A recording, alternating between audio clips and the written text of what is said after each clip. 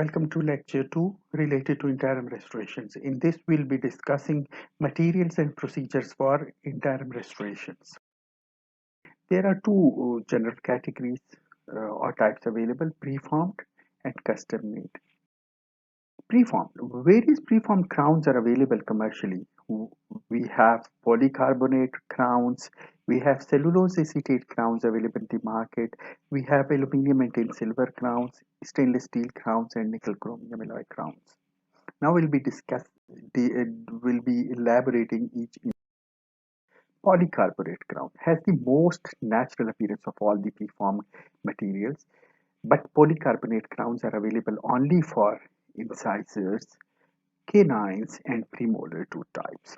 And you could see it's quite natural in shape as well as structure.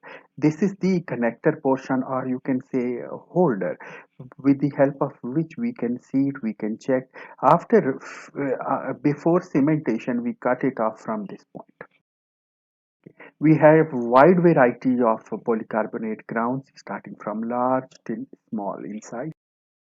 The kit of polycarbonate crown having multiple sizes available, we have to select the one best suited in the oral cavity of our worthy patient. In this, we have first to measure the width with the help of divider. We match it up or compare it with the proposed size of crown we have selected for this particular patient. Will be adjusting its incisor-cervical height, for which we have first to measure how much height we do need. Then we compare it up. Whatever is excess, we can remove with the help of burr. Then we'll line this shell or crown with the luting agent, but primarily we used to use zonaline for the sake of temporary cementation. After fixing it up, we remove the excess with the help of explorer, and patient will able to utilize it for the transit period of 7 to 10 days. Cellulose acetate crown is actually a thin 0.2 to 0.3 millimeter transparent material available in all tooth types and a range of sizes. Shades are entirely dependent on the type of autopolymerizing resin we are using. You could see we have in the shape of incisor, molar, and premolar. Okay, now the resin does not chemically or mechanically bond to the shell, which can be peeled off and discarded to prevent staining at the interface. But the disadvantage of is that we have to re-establish the proximal contact. You could see this is what the cellulose acetate crown. It's transparent in color. You could say we fill it up. You could say it has space inside. We fill it up with autopolymerizing resin or tooth colored acrylic resins of self-cured nature. We fill it up and seat it on this prepared tooth stub, so it will adapt the shape of this crown form. We ultimately peeled this off, but we have to reestablish proximal contacts. Aluminum and tin silver crowns are suitable for posterior teeth. Most elaborate crown forms have anatomically shaped axial and occlusal surfaces, while the most basic and least expensive form has cylindrical shapes resembling a tin. This highly ductile alloy allows the crown cervix to be stretched to fit to the tooth. Here, this is non-anatomical in shape, bit less expensive. This is bit more expensive, tin silver crown, which is having appropriate anatomy as well. We have a stainless steel crown, you might be quite familiar in pedodontics as well. Uh, we select the occlusal cervical height as well as mesiodistal, uh, uh, you could say, width with the help of divider. We match it up with the oral cavity. Once we select whatever is the excess incisor cervically, we can adjust by trimming from the cervical aspect. Once we fill it up with the luting agent after cementation, we remove the excess with the help of explorer. Now, aluminium and anatomic crowns. It is quite anatomical in shape. Again, due to silverish color, it is only available for posterior teeth.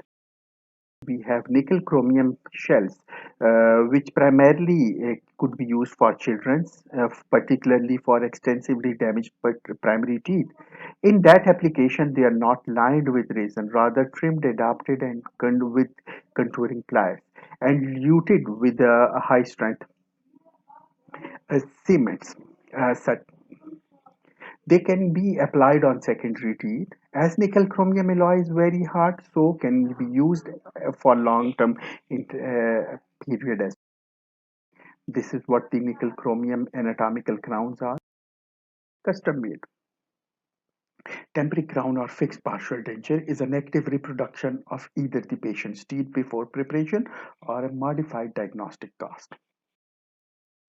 Let me elaborate it further by this example. This patient consulted me for the replacement of his mandibular first molar. What I did, I took the acrylic denture tooth, fix it up in the cast in that particular saddle space of missing tooth, which was in need of replacement with the help of carding wax. Okay, I asked the lab to fabricate such type of plastic template for me.